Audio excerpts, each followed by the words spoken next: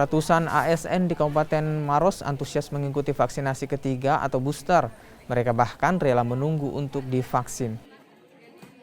ASN antusias mengikuti vaksinasi ketiga menyusul adanya himbauan dari kepala daerah setempat untuk vaksin ketiga. Selain itu, wacana pemberian sanksi berupa penundaan pemberian THR dan dana tambahan perbaikan penghasilan jika belum mendapatkan vaksinasi booster. Langkah ini dilakukan menyusul capaian vaksin booster di Kabupaten Maros baru mencapai 21% dari 7.000 ASN di wilayah ini.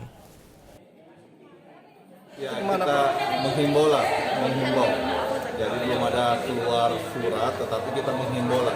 Ya, kita berharap mudah-mudahan ASN sadarlah untuk kepentingan kesehatannya sendiri, bahwa untuk vaksinasi booster ini sangat penting untuk mereka. Pak, kalau misalkan ada yang membandel, apakah ada sanksi khusus atau gimana dari pemerintah sendiri? Ya, kita lagi diskusikan apakah memang kita akan keluarkan sanksi tegas buat mereka yang tidak melaksanakan vaksinasi booster, padahal dia bisa melaksanakan vaksinasi. Ini yang akan kita